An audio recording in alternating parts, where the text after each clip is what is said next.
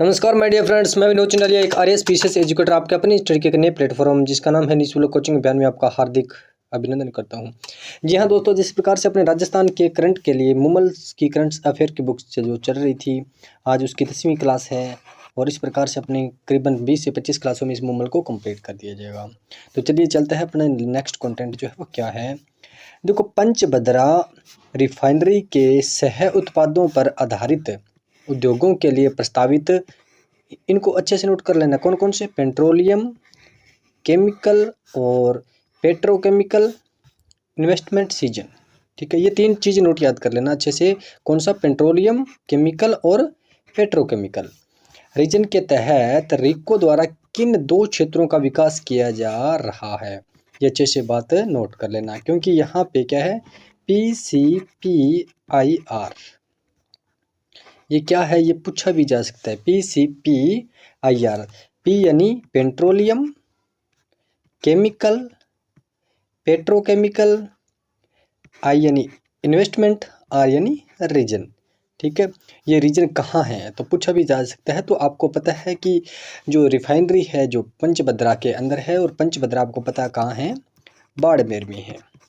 और इसी पंचभद्रा के अंदर दो क्षेत्र कौन कौन से, एक तो बोरावासा कलावा, ठीक है, और दूसरा क्या है, रामनगर थोप। इन दो क्षेत्रों के अंदर जो है क्षेत्रों का जो है विकास किया जा रहा है। किसके लिए, पेट्रोलियम, केमिकल और पेट्रोकेमिकल इन्वेस्टमेंट रीजन के तहत इसका जो है रिको द्वारा इसका इन दो क्षेत्रों का जो विकास किया जा रहा है। किसके द्वारा, रिको द्वारा। ये बात अच्छे से नोट कर लेना। देखो, PCPIR के तहत रिको ने पंचभद्रा में कौन सा, बोरावासा कलवा और रामनगर थोप के दो औद्योगिक क्षेत्रों का विकास शुरू किया है। इन जगहों पर नए निवेशकों की इकाइयां स्थापित की जाएगी। ठीक है, यानी राजस्थान में इन्वेस्टमेंट को बढ़ाने के लिए जो है ये काम किया जा रहा है। पंचभद्रा रिफाइनरी के समीप पेट्रोलियम सह उत्पाद आधारित उद्योग लगाने के लिए राज्य ने 353 वर्ग किलोमीटर में यह परियोजना बनाई है। इसमें करीब 11,000 करोड़ की क्या है लागत आएगी और 1 लाख से अधिक लोगों को क्या है रोजगार मिलेगा। देखो, अपन को पता है वहाँ बाड़मेर के पंचभद्रा जो क्षेत्र में वहाँ रिफाइनरी है जो क्या है, पेट्रोलियम यानी पेट्रोल के उत्पाद, पेट्रोल बनाने के लिए क्या है वहाँ रिफाइनरी है, आपको पता है। और पेट्रोल बनाने के लिए जिन जिन सह उत्पादों की ज़रूरत पड़ती है, क्या सह उत्पाद की बात हो रही है, ठीक है, तो वो सह उत्पाद अगर दूर से या फिर किन्हीं दूसरे साइड से लेके आना पड़ता है, तो उसके लिए क्या है, यहीं पे अगर कोई इन्वेस्ट करे और यहीं पर अगर क्या है फैक्ट्रीज वगैरह खोल दी जाए, उद्योग वगैरह खोल दी जाए, ताकि इस जो है पंचभद्रा रिफाइनरी में पेट्रोल बनाने के लिए और इसमें जो निकालने के लिए जो सिस्टम है वहाँ पर उसमें भी दिक्कत ना हो, और साथ के साथ क्या है रोजगार भी लोगों को मिले। पिछले करीब 6 माह से राजस्थान PCPIR का मामला केंद्र सरकार के स्तर पर अटका रहा। पूरी परियोजना पर उद्योग विभाग फरवरी केंद्र के सामने अपना प्रस्तुतिकरण दे चुका है। अब इस मामले में आर्थिक मामलात की कैबिनेट समिति विचार करेगी और फिर केंद्र अधिसूचना जारी होगी। बताया जाता है कि दोनों पक्षों के बीच अब हिस्सेदारी पर अंतिम निर्णय होना बाकी है। कहने का मतलब ये है कि आपको यहाँ से 3 से 4 बातें अच्छे से नोट कर लेनी है, क्योंकि आपको पता है कि अगर पेट्रोलियम रिफाइनरी की बात हो तो आपको पता है कहाँ पर, पंचभद्रा में है, बाड़मेर में। ये बात अच्छे से नोट कर लेना। और इनके सह उत्पाद फिर से नोट कर लेना कि इनके सह उत्पाद बनाने के लिए जो है PCPIR के तहत जो है रिको, जो एक रिको क्या है, जो औद्योगिक क्षेत्र की एक विभाग है, ठीक है, तो वो अपने क्षेत्र की एक राजस्थान में एक इकाई खोलकर, ताकि वहाँ क्या है साथ तो क्या है पंचभद्रा रिफाइनरी जो है उसके लिए सह उत्पाद बनाया जा सकता है, और साथ ही क्या है रोजगार भी दिया जा सकेगा। तो चलिए नेक्स्ट कंटेंट की ओर चलते हैं। देखो, रेलवे बोर्ड द्वारा हाल ही में दी गई मंजूरी के अनुसार राज्य के किन स्थानों पर वंदे मातरम ट्रेन के रख रखाव केंद्र बनाए जाएंगे। देखो, ट्रेन की बात करें तो कौन सी, वंदे मातरम ट्रेन, ठीक है, वंदे मातरम ट्रेन के जो है रेक है उनके रख रखाव के केंद्र जो वो कहाँ बनाया जाएगा, अच्छे से नोट कर लेना। जयपुर में, अजमेर में, उदयपुर, कोटा और श्री गंगानगर की यहाँ बात हो रही है, अच्छे से नोट कर लेना। और श्री गंगानगर के कौन सी डिपो में को लेकर जो है वो निर्देश जो है भी दिए गए, मैं आपको बता दूं। देखो, भारत की सबसे अधिक आधुनिक ट्रेन कौन सी है? ट्रेन वंदे मातरम एक्सप्रेस जल्द ही राजस्थान में दौड़ती हुई क्या नजर आएगी, ये बात अच्छे से नोट कर लेना। अब राजस्थान में भी ये ट्रेन दौड़ अगस्त 2023 तक यहाँ 6 रैंक जो है बना दिए जाएंगे, 6 रैंक आएंगे। और रेलवे बोर्ड से हरी झंडी मिलने के बाद राजस्थान के 5 कोचिंग डिपो में इस ट्रेन के रैक के विकास अपग्रेड जो की तैयारी जो है शुरू कर दी जाएगी। और ज़िलों की अगर मैं बात करूं तो कोटा, जयपुर, अजमेर, उदयपुर और श्री गंगानगर की बात हो रही है। और गौरतलब है कि इस वर्ष केंद्र सरकार के बजट में देश भर में वंदे मातरम एक्सप्रेस ट्रेन के 100 जो है रैक संचालन की घोषणा जो है वो की गई है। ठीक है, और संभवतः देश में 3 वर्ष में 400 वंदे मातरम या वंदे भारत जो ट्रेन नजर आएगी। वंदे भारत ट्रेन की खासियत जो है ये पढ़ लेते हैं अपनी कि अत्याधुनिक सुविधाओं से लैस, क्या अत्याधुनिक सुविधाओं से लैस खास तरह से डिजाइन ट्रेन है ये। यह सेमी हाई स्पीड ट्रेन है जिसका आकार बुलेट ट्रेन जैसा है और यह बिना लोकोमोटिव इंजन के पटरी पर दौड़ती है। वंदे भारत एक्सप्रेस ट्रेन में सीटें काफ़ी आरामदायक है, ये अच्छी बात नोट कर लेना। कई बार लिखना भी आ जाए मेंस में तो वो भी कई बार बड़ी बात नहीं। देखो, एक डिपो को एक रैंक का मेंटेनेंस जो है वो मिलेगा, ये बात अच्छे से नोट कर लेना। जिस प्रकार से जो है राजस्थान में 6 जो है रैंक दिए जाएंगे। ठीक है, और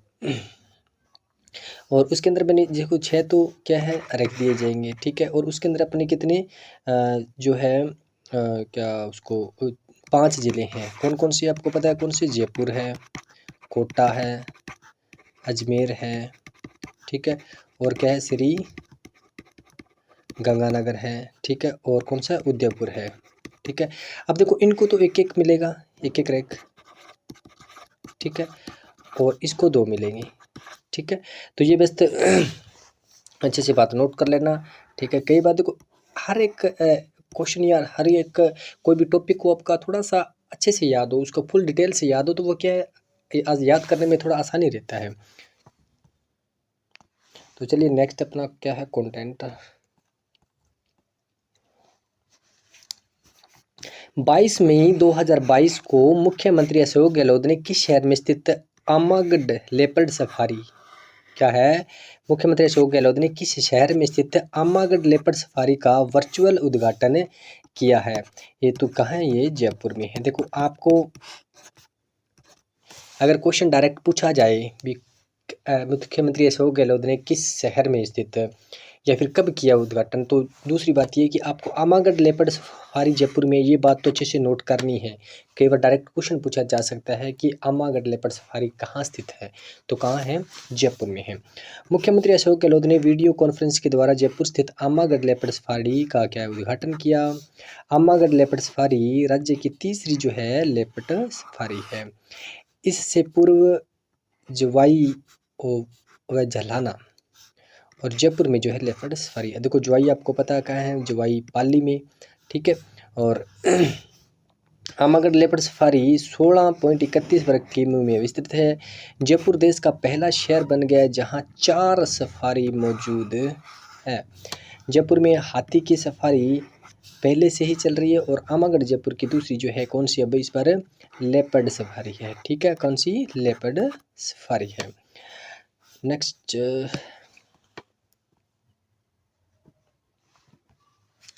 देखो, 16 मई 2022 को वन पर्यावरण मंत्रालय ने कौन से? वन और पर्यावरण मंत्रालय ने रामगढ़ विषधारी टाइगर रिजर्व के लिए, ठीक है, आपको पता है रामगढ़ विषधारी जो है वो अपने उसमें कोटा बूंदी के जो क्षेत्र के अंदर आता है के लिए गजट नोटिफिकेशन जारी कर दिया है कि यह प्रदेश का कौन सा टाइगर रिजर्व बनेगा। देखो, ये क्वेश्चन भी अभी हाल ही में पूछा गया था, तो ये आपको पता है कौन सा चौथा जो है टाइगर रिजर्व है। इससे पहले मैं आपको बता दूं कि रणथंभौर, ठीक है, और दूसरा सरिस्का और मुकंदरा हिल्स, ठीक है, ये जो पहले 3 जो है टाइगर रिजर्व रह चुके हैं और अब जो चौथा जो टाइगर रिजर्व वो कौन सा है? रामगढ़ विषधारी।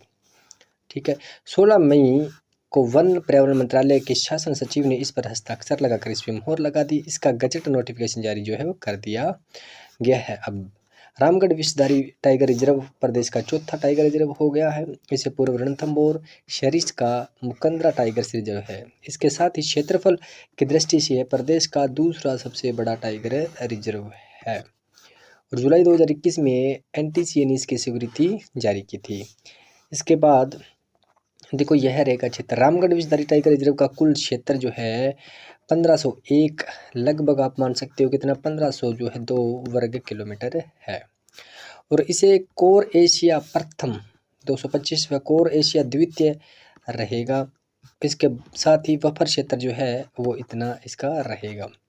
ठीक है। राष्ट्रीय चंबल घड़ियाल अभ्यारण्य भी शामिल। देखो ये थोड़ी सी बात अच्छे से नोट कर लेना, क्योंकि जो चंबल आपको पता है इसके अंदर ही आ जाता है लगभग, तो भी इसको भी इसके अंदर में इसको शामिल जो कर लिया। टाइगर रिजर्व में हड़ौती से निकल रही राष्ट्रीय वन चंबल घड़ियाल अभ्यारण्य को भी शामिल जो इसके अंदर कर लिया गया है। इसे कोर के रूप में शामिल किया है। इससे यहाँ हो रहे अवैध खनन और मत्स्य अखेट पर भी क्या है बैन जो है वो लगाया जाएगा। ठीक है। और साथ ही क्या बूंदी और भीलवाड़ा क्या है, बूंदी और भीलवाड़ा क्षेत्र के अंदर ही ये आपको पता पड़ता है, क्योंकि ये उसी एरिया के अंदर है, तो ये लगभग उसके आसपास का जो एरिया है वो टाइगर रिजर्व में शामिल कर दिया। रामगढ़ विषधारी टाइगर रिजर्व जो बूंदी जिले के साथ ही भीलवाड़ा जिले के कुछ आपको पता है वन क्षेत्र भी शामिल किया गया है। इसमें बूंदी के रामगढ़ विस्तारी, हिंडोली, डब्बी, निनवा, ये अच्छे से बात है थोड़ी सी नोट कर लेना। डिवीजन और रेंज का होगा गठन, यानी इसको अलग अलग जो है डिवीजन में और अलग अलग इसको रेंज के अंदर भी दिया बांट दिया जो है जाएगा। और नेक्स्ट मैं बता दूं कि रामगढ़ विषधारी अभ्यारण्य का नोटिफिकेशन वर्ष 1982 में हुआ था। इसका कुल क्षेत्रफल 302 वर्ग किलोमीटर था और इस समय यहाँ बाघों की अच्छी संख्या हुआ करती थी उस समय। और जल्दी कुंभलगढ़ को भी टाइगर रिजर्व बनाने की योजना बनाई जा रही है। ये बात अच्छे से नोट कर लेना। रामगढ़ विषधारी अभ्यारण्य को कब बनाया गया था, तो 1982 में आपको पता है इसको बनाया गया था। और ये बात अच्छे से नोट कर लेना, कई बार लिखा जा सकता है राजस्थान में टाइगर रिजर्व के बारे में बताइए। ठीक है। तो टाइगर रिजर्व के तो आपको पता है कि अब तक जो है वो 4 टाइगर रिजर्व जो है राजस्थान में है, और जो 5वां है वो कौन सा है, कुंभलगढ़ को बनाने की जो है तैयारी की जा रही है। तो चलिए नेक्स्ट क्या है,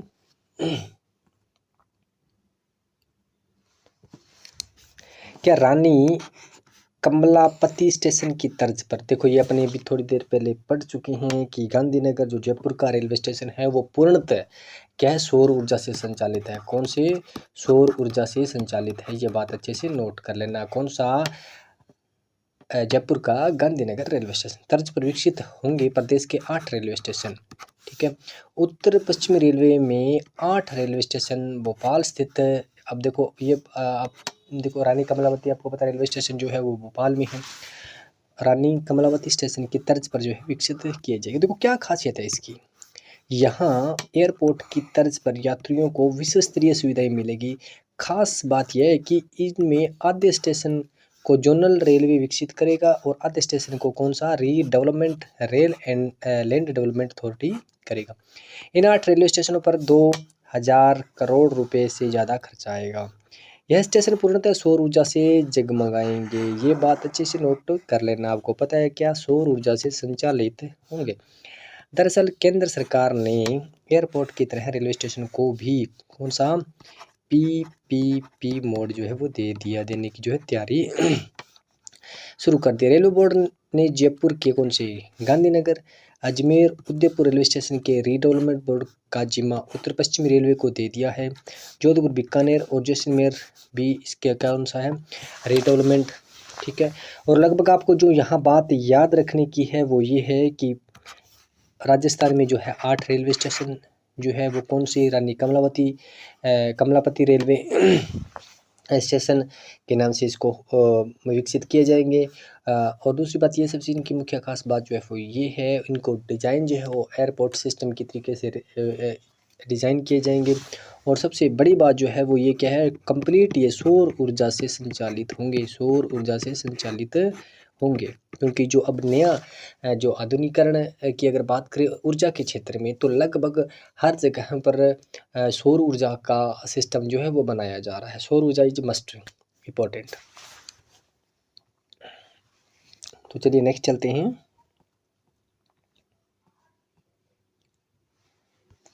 देखो, देश का पहला hybrid wind solar power plant जिसमें उत्पादन कार्य 28 मई 2022 को प्रारंभ किया गया। देश का पहला कौन सा हाइब्रिड, ठीक है, विंड सोलर पावर प्लांट, ये बात अच्छे से याद कर लेना। देखो जो अभी जो है अंडानी, क्या है अंडानी, जो एक एनर्जी आपको पता है सोर्स जो लगाया हुआ गया है वो कहाँ पे है, जैसलमेर में, ठीक है, ये बात अच्छे से नोट कर लेना। अंडानी ग्रीन एनर्जी लिमिटेड की सहायक कंपनी अंडानी हाइब्रिड एनर्जी जैसलमेर की ओर से लगाए गए अंडानी हाइब्रिड एनर्जी प्लांट को बिजली उत्पादन क्षमता कितनी है, 390 मेगावाट, ये भी अच्छे से नोट कर लेना।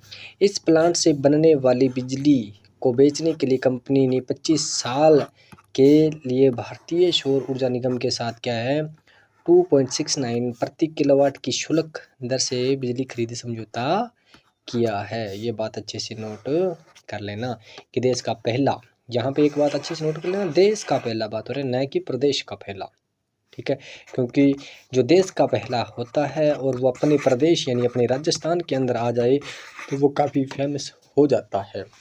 अब देश का पहला है तो प्रदेश का भी तो पहला हुआ, मगर सबसे बड़ी बात ये है कि देश का पहला है और खुशी की बात ये है कि अपने प्रदेश के अंदर पहला होने जा रहा है।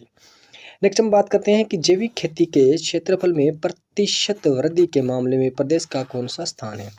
कौन सी यहाँ पे बात हो रही है, क्या, जैविक खेती, ठीक है। अब जैविक खेती की बात करें तो इसके अंदर पहले स्थान की बात करें तो कौन है, एमपी है, मध्य प्रदेश, ठीक है, और दूसरे स्थान पर अपना आता है प्यारा राजस्थान, ठीक है माय डियर फ्रेंड्स, ये अच्छे से नोट कर लेना। कोरोना काल के बाद देश व प्रदेश में जैविक खेती के क्षेत्रफल में क्या है, बहुत ज़्यादा वृद्धि हुई है।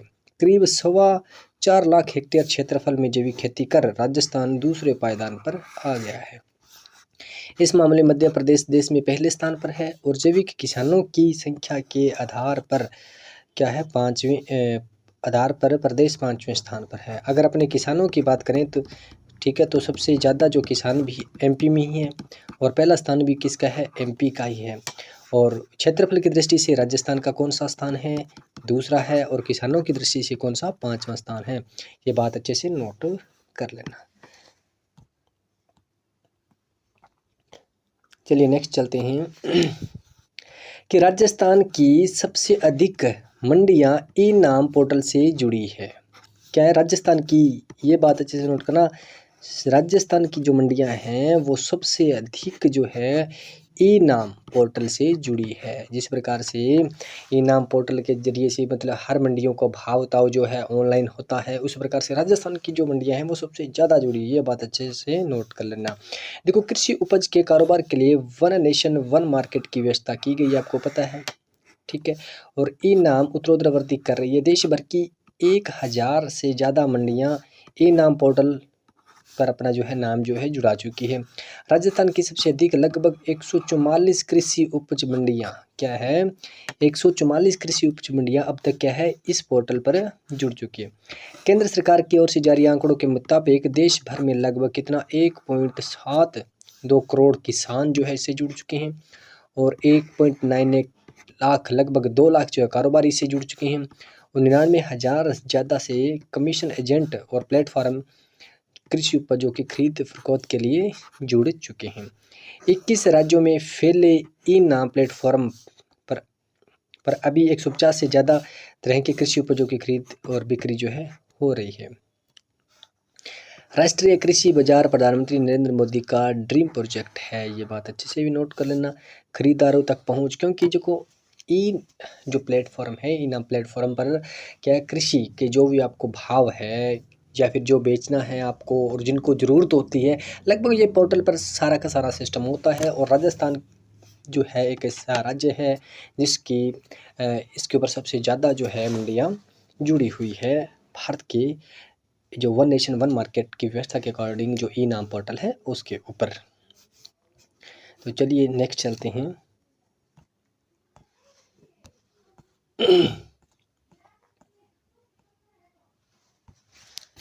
अब देखो, नीति आयोग द्वारा शुरू किए गए राज्य ऊर्जा और जलवायु सूचकांक SECI,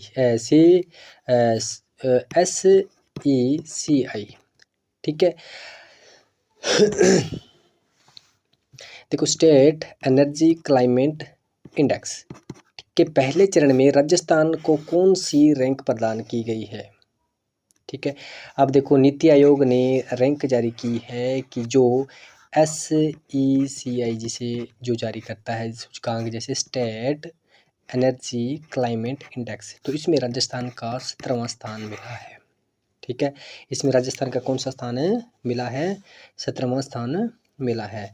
नीति आयोग द्वारा राज्य ऊर्जा और जलवायु सूचकांक चरण फर्स्ट का शुभारंभ कब? 11 अप्रैल 2022 को किया गया था। और पहले राउंड में राज्यों के प्रदर्शन को 6 मापदंडों में कार्य प्रदर्शन करने के आधार पर जो है रैंक दी गई। और बड़े राज्यों की श्रेणी में राजस्थान को कितना स्कोर? 35.4 स्कोर के साथ 17वां स्थान जो है प्राप्त हुआ है। राजस्थान के विभिन्न मापदंडों के स्कोर पर निम्न प्रकार से रहा है। डिस्कॉम, किसके? डिस्कॉम का जो प्रदर्शन रहा है वो है 49.2, ऊर्जा की पहुंच, सामर्थ्य और विश्वसनीयता में 42.9, स्वच्छ ऊर्जा पहल पर 15.5 और ऊर्जा दक्षता पर 44, पर्यावरण स्थिरता पर 31.4 और नई पहल। यहाँ पे एक अच्छी सी बात नोट कर लेना कि ऊर्जा के क्षेत्र की अगर बात करें और क्लाइमेट चेंज की अगर बात करें, यानी जो राजस्थान है वो ऊर्जा भी बनाए और साथ ही साथ क्या है, पर्यावरण को सुरक्षित रखने का, यानी क्लाइमेट यानी जलवायु को सुरक्षित रखने का प्रयास किया जाए। इस प्रकार की नई नई जो पहल है वो लगाई जा रही है। तो उस क्षेत्र के अंदर, हाँ ठीक है, धीरे धीरे राजस्थान भी इसके अंदर इन्वॉल्व हो रहा है। और मगर जो नई पहल के अंदर जो है वो राजस्थान अभी भी बहुत ज़्यादा पीछे है। इसको सिर्फ और सिर्फ कितने 4.8 मार्क्स ही मिले हैं। ये बात अच्छे से नोट कर लेना। नेक्स्ट हम बात करते हैं क्या, Rajiv Gandhi fintech digital institute की स्थापना कहाँ की जा रही है? देखो, Rajiv Gandhi fintech digital institute की बात करें तो ये अपने जोधपुर में इसकी स्थापना की जा रही है। जोधपुर में फिटनेक डिजिटल इंस्टीट्यूट की स्थापना के लिए वित्त वर्ष 2021-22 की में 400 करोड़ के बजट की घोषणा का प्रावधान किया गया था। अब इसे बढ़ाकर कितना कर दिया? 472.5 करोड़। इस इंस्टीट्यूट में 4 स्कूल प्रस्तावित है डिजिटल इंस्टीट्यूट के लिए। कौन कौन से? School of financial information system, school of financial technology, instrumentation and marketing school, school of फिटनेक सोल्यूशन एंड इंटरमीडिएट सिस्टम। देखो, आपको सिर्फ और सिर्फ इतना सा याद करना है कि राजीव गांधी फिनटेक, राजीव गांधी कौन सी? फिनटेक डिजिटल इंस्टीट्यूट पे सीधा सा याद कर लेना है। कहाँ है, कहाँ बनाया जा रहा है? तो जोधपुर जोधपुर जोधपुर, ठीक है।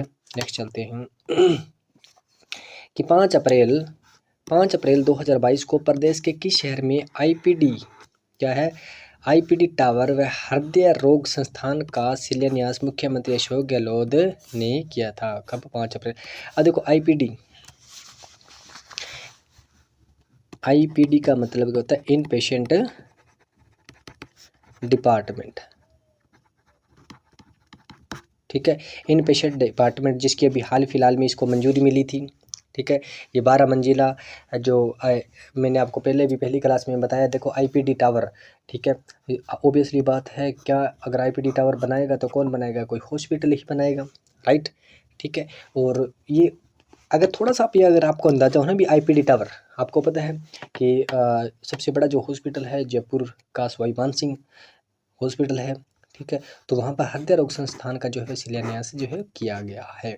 अच्छे से बात नोट कर लेना। भी कई बार किसी को तो यही पता नहीं थी ये आईपीडी टावर क्या होता है, ठीक है, इन पेशेंट डिपार्टमेंट, ठीक है। ये बात अच्छे से नोट कर लेना, ठीक है। अब इसको क्या, इसको एयरपोर्ट अथॉरिटी ने भी इसको मंजूरी दे दी थी, ठीक है। इसकी अगर ऊंचाई की बात करें तो अपने पढ़ चुके हैं पहले, 115.5 मीटर, ठीक है, ओके।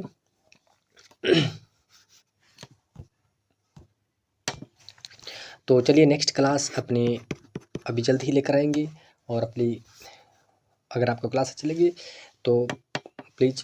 और दूसरी बात ये मैं आपको कहना चाहूँगा कि मोबाइल जो है अपनी लगभग 5 से 7 दिनों के अंदर लगभग ये कंप्लीट हो जाएगी। अपनी 10 क्लासें जो है वो कंप्लीट हो चुकी है।